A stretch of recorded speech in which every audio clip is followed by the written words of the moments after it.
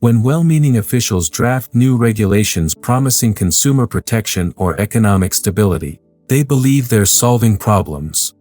What they cannot see, what their limited knowledge prevents them from understanding, is that each regulatory intervention creates a cascade of unintended consequences that ultimately requires more intervention to correct. This isn't conspiracy, it's the inevitable logic of planning itself. Every regulation represents the substitution of political judgment for the spontaneous coordination of millions of individual decisions. Each rule constrains the very discovery process that markets use to solve problems no central authority could even comprehend. The tragedy isn't that regulators have bad intentions, most are sincere in their desire to help. The tragedy is that the very act of regulation destroys the information system that makes rational economic calculation possible. When you replace the price mechanism with bureaucratic decree, you don't just change how decisions are made, you eliminate the knowledge that would make good decisions possible. This creates an inevitable spiral. Regulation creates problems that appear to require more regulation, until the space for individual choice disappears entirely. Today, I'll show you how this process works, why good intentions cannot overcome logical impossibilities, and how even democratic societies can sleepwalk into tyranny one regulation at a time. Chapter 1: The Fatal Illusion of Omniscient Planners. The fundamental error underlying all economic regulation stems from what I call the synoptic delusion, the belief that any human mind or institution can possess sufficient knowledge to direct complex economic activity. This isn't merely a practical limitation, it's a logical impossibility rooted in the nature of knowledge itself. Consider what regulators must know to effectively control even a single market. They need real-time information about consumer preferences, production costs, technological possibilities, resource availability, and countless other variables that change constantly. More challenging still, they need to understand how these variables interact across the entire economic system. When a regulator sets a price ceiling on rent, they're not just affecting the housing market, they're influencing labor mobility, construction incentives, neighborhood development, and 1,000 other factors they never considered. This knowledge problem becomes insurmountable when we recognize that much crucial economic information exists only in dispersed, local, and often tacit forms. The entrepreneur who knows that customers in his neighborhood prefer a particular product variation possesses knowledge that no statistical survey could capture. The worker who develops an innovative production technique through years of experience holds information that no bureaucrat could acquire through study. These fragments of knowledge are precisely what markets coordinate through the price system. But regulation systematically destroys this coordination mechanism. When bureaucrats override market prices with controlled prices, they eliminate the signals that guide resource allocation. When they mandate specific production methods, they prevent the experimentation that leads to innovation. When they restrict entry into industries, they block the competitive process that discovers the most efficient arrangements. The illusion persists because regulators see only the immediate, visible effects of their interventions while remaining blind to the dispersed, long-term consequences. They see the affordable housing they've mandated but not the housing never built due to price controls. They see the workers protected by minimum wage laws but not the jobs that disappear when labor costs exceed productivity. They see the standardized safety features they've required but not the innovations that never emerge due to regulatory barriers. This synoptic delusion grows more dangerous when reinforced by the false prestige of scientific expertise. Regulators often hold advanced degrees and use sophisticated statistical models, creating an appearance of comprehensive knowledge. But economic science cannot provide the specific, contextual knowledge needed for detailed planning. My understanding of economic principles tells me that price controls create shortages, but it cannot tell me the optimal price for apartments in San Francisco next Tuesday. The tragedy deepens when we consider that this knowledge problem is permanent and irreducible. No amount of data collection, computer processing, or bureaucratic expansion can solve it. The relevant knowledge is not just vast, it's dynamic, contextual, and often tacit. Much of it emerges only through the market process itself. Chapter 2: How Regulation Breeds Regulation, the Interventionist Spiral. Every regulatory intervention creates distortions that appear to require additional interventions to correct, generating what I call the interventionist spiral. This isn't an accident, it's the inevitable consequence of disrupting spontaneous coordination mechanisms without understanding their function. Consider how banking regulation illustrates this principle. Initial regulations designed to prevent bank failures create moral hazard. Banks take greater risks knowing the government will protect depositors. This increased risk-taking leads to more bank failures, which regulators interpret as evidence that more regulation is needed. They respond with deposit insurance, which further encourages reckless behavior. When this creates larger systemic risks, they add reserve requirements, capital controls, and regulatory oversight. Each intervention breeds new problems that seem to demand new solutions. The housing market provides another revealing example. Rent control, initially implemented to help low-income tenants, reduces the supply of rental housing by eliminating incentives for construction and maintenance.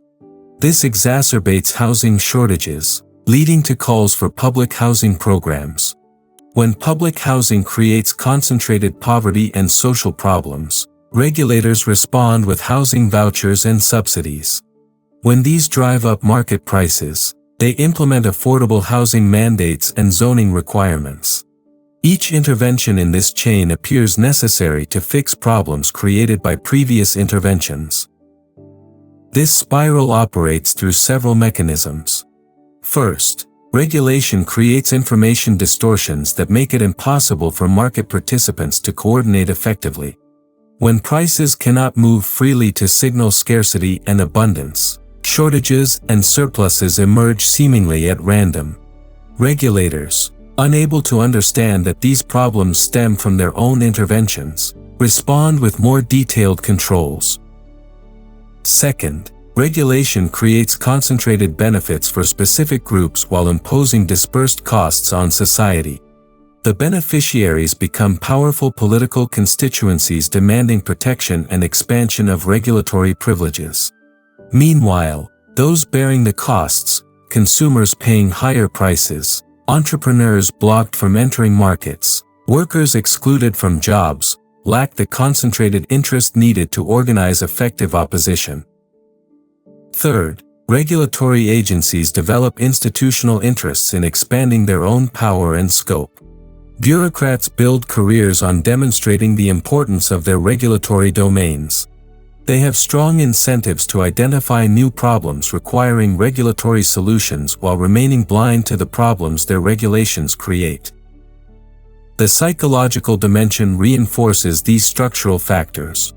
When interventions fail to achieve their stated goals, regulators and their supporters rarely question the fundamental approach. Instead, they conclude that their efforts were insufficient, that they need more resources, broader authority, and more sophisticated techniques. Failure becomes evidence for the need to try harder, not to try something different. This creates a ratchet effect where regulatory intervention can only increase over time. Each crisis, whether caused by market forces or previous regulations, becomes an opportunity for expanding state control. Temporary emergency measures become permanent features of the economic landscape. Exceptions to free market principles multiply until the exceptions swallow the rule. The tragic irony is that this process often begins with genuine problems that markets could solve if left unimpeded. But regulatory intervention prevents market solutions from emerging while creating new problems that appear to require political solutions. The very act of intervention corrupts the discovery process that would otherwise generate innovative responses to social challenges. Chapter 3: The Price System, Democracy's Information Network Under Attack. To understand why regulation inevitably destroys economic coordination, We must grasp the miraculous function of the price system as humanity's most sophisticated information network. Prices perform a task that no computer, no bureaucracy, and no democratic assembly could ever accomplish. They aggregate the dispersed knowledge of millions of individuals into signals that guide resource allocation with breathtaking efficiency. When I observe the price of copper rising, I receive a condensed message containing vast amounts of information I could never gather myself.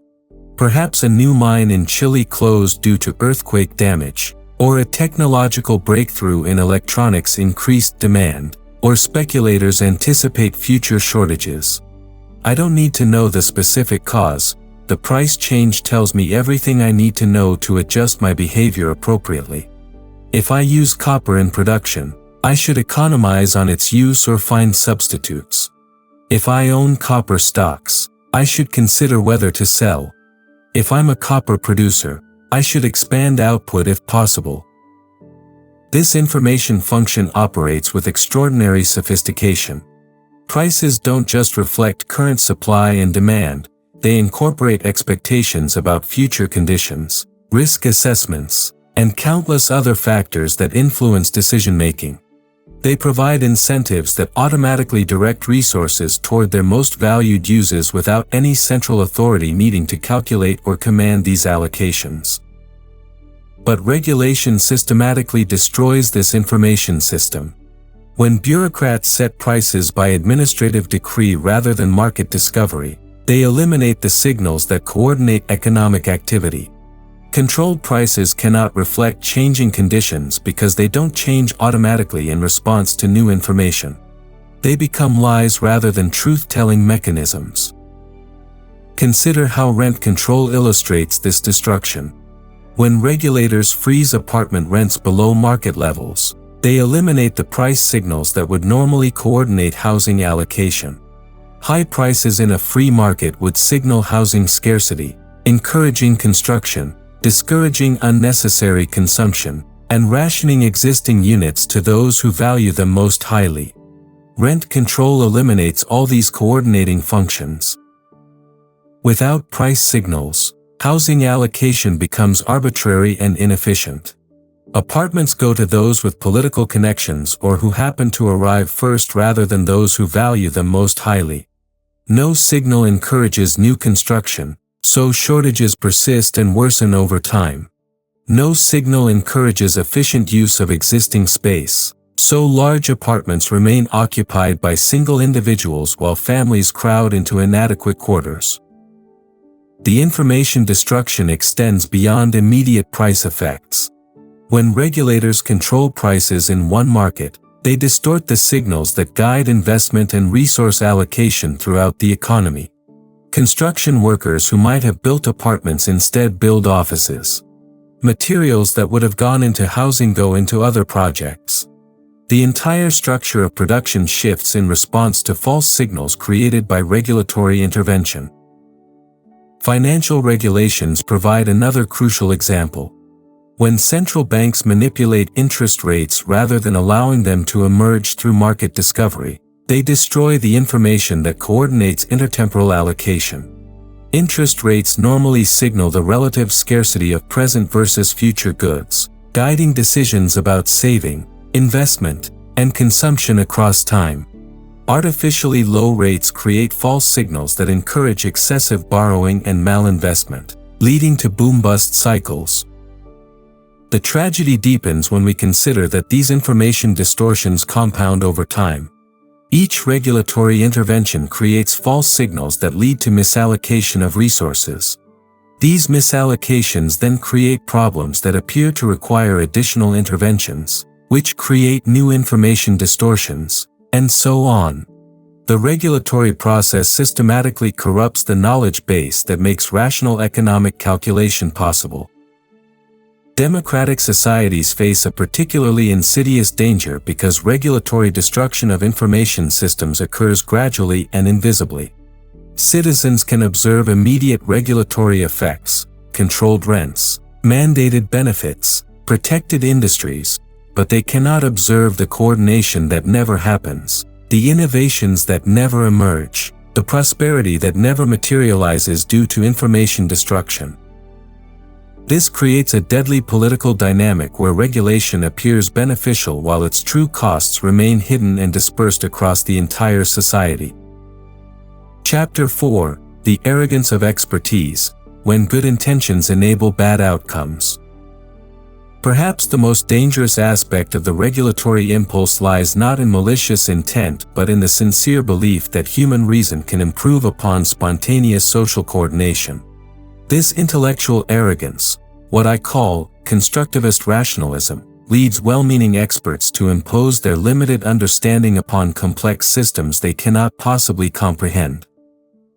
The modern regulatory state rests upon a fundamental misconception about the nature of knowledge and expertise.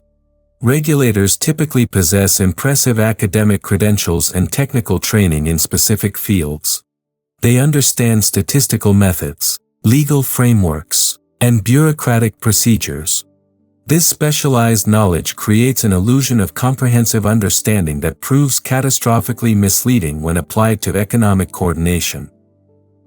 Consider how environmental regulation illustrates this problem. Environmental scientists understand ecological systems and can identify genuine threats to environmental quality. But this scientific knowledge cannot tell them how to achieve environmental goals at minimum social cost. That requires understanding complex trade-offs between present and future welfare, between different environmental goods, and between environmental quality and other social values. When environmental experts design regulations, they typically focus on technical solutions while ignoring economic mechanisms that could achieve the same goals more efficiently. They mandate specific technologies rather than creating incentives for innovation. They prohibit activities rather than internalizing costs through property rights or liability rules. They treat environmental protection as an engineering problem rather than a coordination problem. The results are predictably inefficient and often counterproductive. Regulations that mandate specific pollution control technologies prevent innovation in cleaner production methods. Rules that prohibit development in certain areas simply shift environmental impacts to other locations. Standards that ignore costs impose burdens that often exceed the benefits they generate. Financial regulation provides an even more striking example of expert arrogance. Financial economists understand sophisticated models of risk and return. They can calculate optimal portfolio diversification and identify market anomalies. But this technical knowledge cannot substitute for the market discovery process that reveals which investments create real value. When financial regulators design rules based on their expert understanding, they typically try to prevent risky behavior that markets would normally discipline through profit and loss. They require banks to hold specific amounts of capital, maintain particular ratios, and avoid certain investments. These rules appear prudent because they reflect expert judgment about sound financial practice. But regulatory substitution of expert judgment for market discipline creates moral hazard that makes the financial system more dangerous, not safer. Banks that cannot fail due to government protection have incentives to take risks they would never accept in a truly free market. Depositors who face no risk due to government insurance have no incentive to monitor bank behavior. The entire market disciplinary mechanism disappears, replaced by bureaucratic oversight that cannot possibly match the vigilance of people spending their own money. The expert arrogance becomes particularly dangerous when reinforced by democratic legitimacy. Regulators often claim that their interventions represent the will of the people expressed through democratic processes. But democratic procedures cannot overcome knowledge limitations any more than expert credentials can. Voters possess even less specific information about complex economic relationships than expert regulators do. Moreover, democratic processes systematically bias regulatory decisions toward concentrated benefits and dispersed costs. Vocal minorities who benefit from specific regulations organize politically while silent majorities who bear the costs remain unaware of their losses. The democratic process thus amplifies rather than corrects the informational problems that make central planning impossible. The psychological dynamics reinforce these structural problems. Experts who dedicate their careers to studying particular problems naturally believe that government intervention can solve those problems. They see market failures everywhere while remaining blind to government failures. They focus on theoretical possibilities rather than practical constraints. This expert arrogance creates a deadly feedback loop where regulatory failures are attributed to insufficient expertise rather than fundamental limitations of centralized knowledge. Each crisis becomes evidence for the need for more sophisticated regulation rather than questioning whether regulation itself creates the problems it claims to solve. Chapter 5: Constitutional Limits: The Only Defense Against Regulatory Tyranny. The tendency of regulatory intervention to expand without limit reveals why constitutional constraints on government power remain the essential foundation of free society. Without firm constitutional barriers, even democratic governments inevitably transform into administrative states that regulate every aspect of human activity. The American constitutional tradition understood this danger with remarkable prescience. The founders designed a system of separated powers and limited enumerated authorities precisely because they recognized that governmental power naturally expands. They understood that good intentions cannot constrain power, only institutional mechanisms that make expansion difficult can preserve liberty over time. But constitutional limits alone prove insufficient without proper understanding of their purpose. The Commerce Clause, originally intended to prevent state governments from restricting interstate trade, has been interpreted to justify virtually unlimited federal regulation of economic activity. The General Welfare Clause, meant to limit federal spending to specifically enumerated purposes, has become a blank check for any policy that claims to promote public welfare. This constitutional corruption stems from abandoning the distinction between general rules and specific commands, a distinction crucial for maintaining spontaneous order. Constitutional law properly consists of abstract rules that constrain government behavior without directing specific outcomes. When courts allow legislators to delegate broad regulatory authority to administrative agencies, they abandon this crucial distinction. Administrative agencies exercise what amounts to legislative, executive, and judicial power simultaneously. They write rules that have the force of law, enforce those rules through administrative proceedings, and adjudicate disputes about their meaning and application. This concentration of power violates the separation of powers principle that protects liberty by preventing any single institution from exercising complete control. The rule of law requires that government actions be predictable, general, and prospective rather than arbitrary, particular, and retroactive. But regulatory agencies routinely violate all these requirements. They change rules without notice, apply different standards to different parties, and punish behavior that was legal when undertaken. This regulatory arbitrariness destroys the stable expectations that enable long-term planning and investment. Property rights provide the most fundamental constitutional protection against regulatory tyranny because they create islands of private authority that government cannot easily penetrate. When individuals own resources, they can use those resources according to their own judgment rather than bureaucratic decree. Property rights thus preserve space for experimentation and innovation that regulation would otherwise eliminate. But modern regulatory doctrine has systematically eroded property rights through concepts like public interest and reasonable regulation.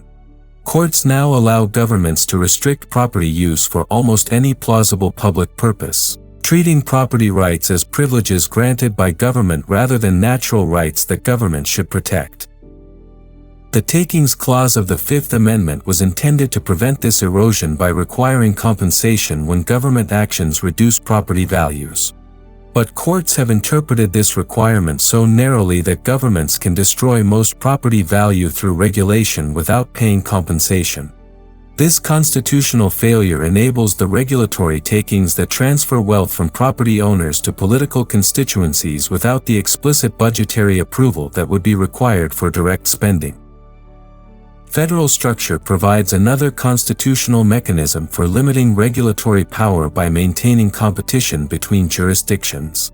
When states and localities compete for residents and businesses, they have incentives to adopt efficient policies rather than merely politically popular ones.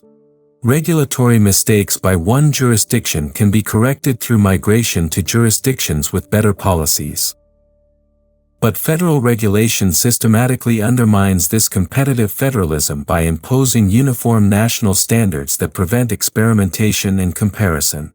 When Washington mandates the same environmental standards, labor laws, and business regulations throughout the country, it eliminates the discovery process that would reveal which policies actually work. The constitutional solution requires reviving the original understanding of limited enumerated powers. Congress should be restricted to genuinely national functions like national defense and interstate commerce regulation. Most regulatory authority should return to state and local governments where democratic accountability is stronger and competitive pressures provide better incentives. More fundamentally, courts must rediscover the distinction between legislative power to make general rules and administrative power to implement those rules through specific commands. Broad delegations of regulatory authority violate this distinction by allowing unelected bureaucrats to exercise what amounts to legislative power without constitutional constraints. Only by re-establishing these constitutional limits can democratic societies prevent the gradual transformation of limited government into administrative tyranny that destroys both liberty and prosperity. Chapter 6: The Market Alternative: How Freedom Solves Problems Regulation Cannot. The tragedy of regulatory expansion lies not just in its failures but in how it prevents the market solutions that would otherwise emerge to address social problems. Every regulatory intervention blocks the spontaneous discovery process that generates innovations no central planner could imagine. Consider how free markets address the coordination problems that regulations claim to solve. Take consumer protection, a favorite justification for regulatory intervention. In unregulated markets, businesses that deceive customers lose reputation and profits to competitors who provide better value. This creates powerful incentives for honest dealing that operate continuously rather than depending on periodic government enforcement. Private certification organizations emerge spontaneously to provide the information services that reduce consumer uncertainty. Underwriters Laboratories tests electrical equipment safety. J.D. Power rates automobile quality. Consumer Reports evaluates product performance. These private institutions have stronger incentives than government agencies to provide accurate information because their reputations and revenues depend on customer satisfaction. Market solutions typically prove more flexible and responsive than regulatory alternatives because they adapt automatically to changing conditions. When new technologies create new safety concerns, private insurers adjust their coverage and requirements immediately rather than waiting for lengthy regulatory procedures. When consumer preferences shift, private certification organizations modify their standards to reflect new priorities rather than defending outdated regulatory requirements. Financial markets illustrate this adaptive superiority particularly clearly. In genuinely free banking systems, private banks have powerful incentives to maintain sound lending practices because failures result in immediate losses for owners and creditors. Private rating agencies emerge to evaluate credit quality because investors need reliable information about risk. Private clearinghouses develop sophisticated mechanisms for managing systemic risk because their members bear the costs of financial instability. Government regulation systematically corrupts these market disciplinary mechanisms by socializing losses while privatizing gains. When government insures bank deposits, depositors stop monitoring bank behavior. When government rating agencies certify securities, private rating becomes less important. When government promises to prevent systemic failures, Market participants take excessive risks knowing that taxpayers will bear the ultimate costs. Environmental protection provides another revealing example of market superiority over regulation. Property rights create powerful incentives for resource conservation because owners bear the costs of environmental degradation and capture the benefits of environmental improvement. A farmer who pollutes his land reduces its value. A company that develops cleaner production methods gains competitive advantages. Common law liability rules provide flexible mechanisms for addressing environmental harms without the rigid inefficiencies of regulatory mandates. When activities create genuine environmental damage, victims can seek compensation through tort litigation. This creates incentives for pollution prevention that operate continuously rather than depending on regulatory enforcement that may never come. Private environmental organizations emerge to address coordination problems that individual property rights cannot handle. Environmental groups use voluntary contributions to purchase and protect sensitive habitats. Private conservation organizations develop innovative funding mechanisms like conservation easements and mitigation banking that align economic incentives with environmental protection. Market solutions prove superior because they harness local knowledge that central planners cannot access. Entrepreneurs who observe unmet needs have incentives to develop solutions that satisfy those needs profitably. This discovery process operates continuously through trial and error rather than depending on the political process to identify problems and design solutions. Innovation provides the most dramatic evidence of market superiority over regulation.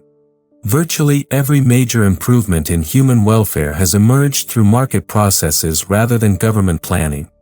The Internet, personal computers, mobile phones, and countless other innovations developed through entrepreneurial experimentation rather than regulatory mandate.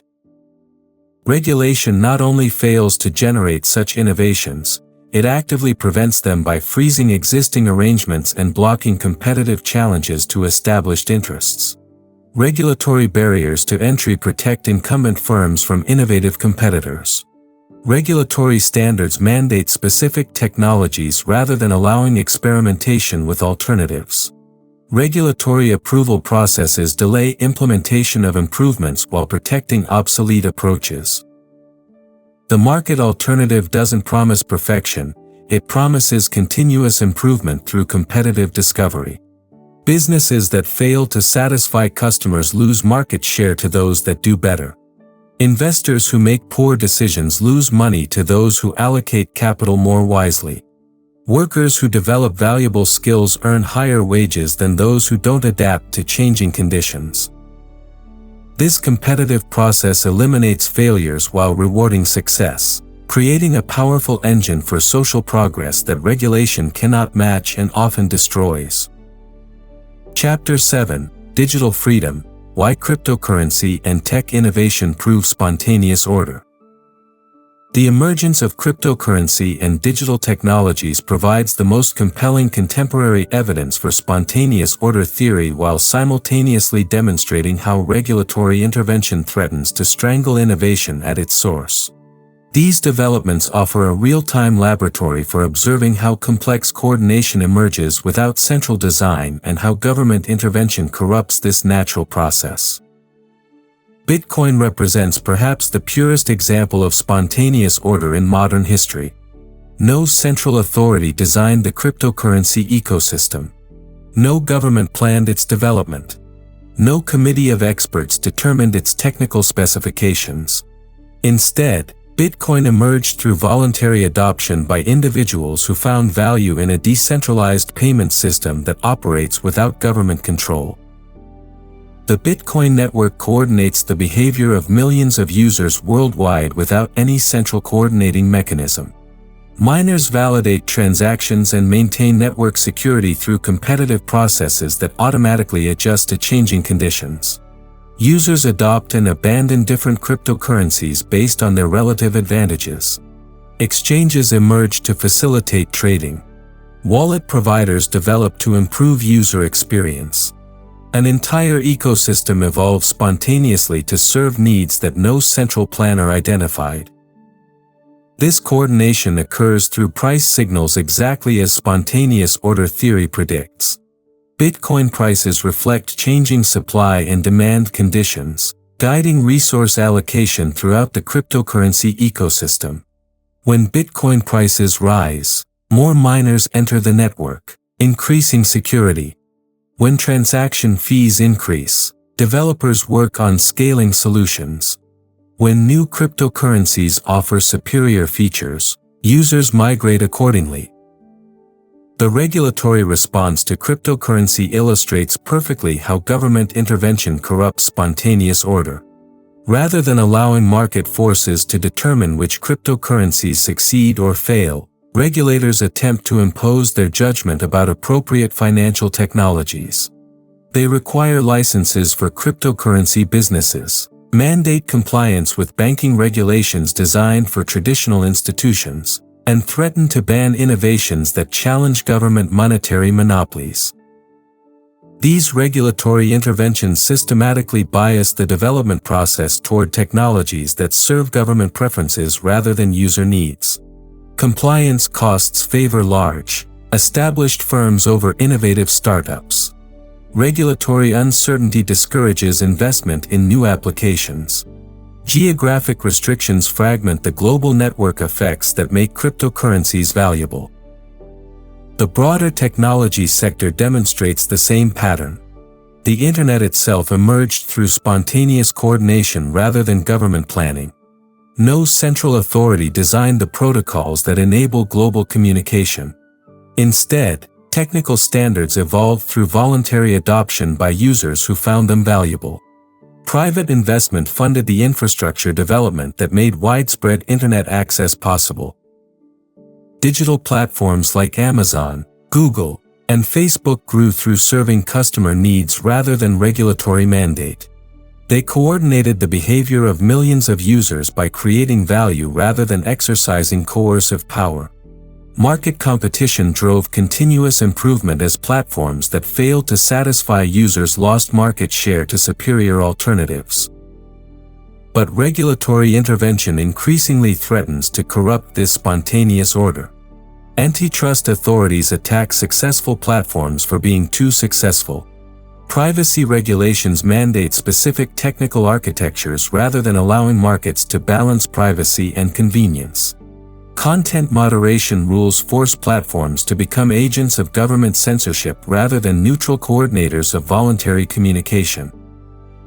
The artificial intelligence revolution provides perhaps the most important contemporary test of spontaneous order versus central planning. AI development has proceeded through competitive innovation by private firms rather than government direction. Companies invest billions in AI research because they expect to profit from serving consumer needs. This creates powerful incentives for developing AI applications that improve human welfare rather than serving political objectives.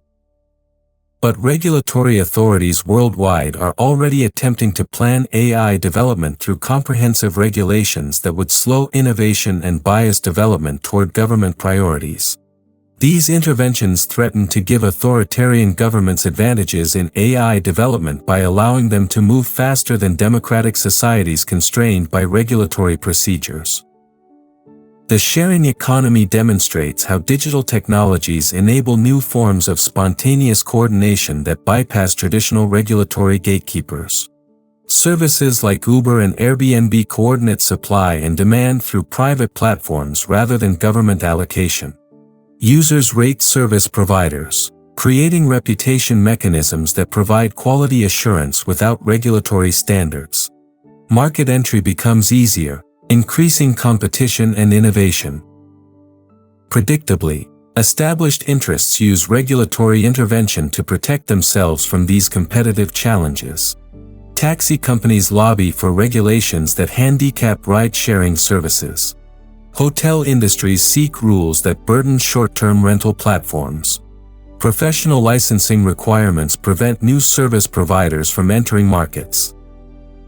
These regulatory responses reveal the essential choice facing modern societies: embrace the prosperity that emerges through spontaneous coordination or preserve the power of political elites who benefit from controlling economic activity. Digital technologies make this choice particularly stark because they demonstrate so clearly how voluntary cooperation can achieve coordination that government planning cannot match. The future of human liberty may well depend on whether societies choose the path of digital freedom or regulatory control. Conclusion. The path from regulation to tyranny isn't marked by dramatic announcements or sudden seizures of power. It unfolds through countless small steps, each justified by pressing problems and good intentions, each appearing reasonable in isolation. But the logic is inexorable. Every regulatory intervention destroys information, corrupts incentives, and creates problems that appear to require more intervention. We face a fundamental choice between two incompatible approaches to social coordination.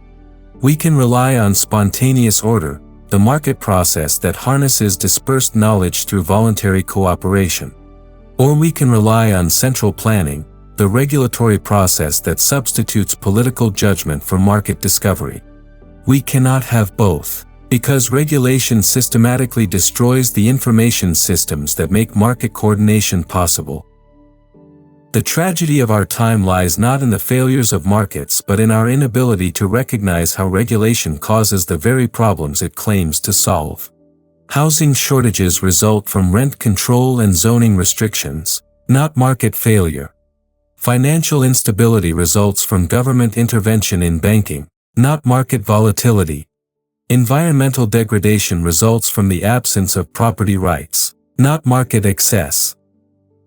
Yet each crisis becomes an opportunity for expanding regulatory control rather than restoring market freedom. Democratic societies prove particularly vulnerable to this dynamic because the benefits of regulation concentrate on visible constituencies while the costs disperse across the entire population in forms that remain largely invisible.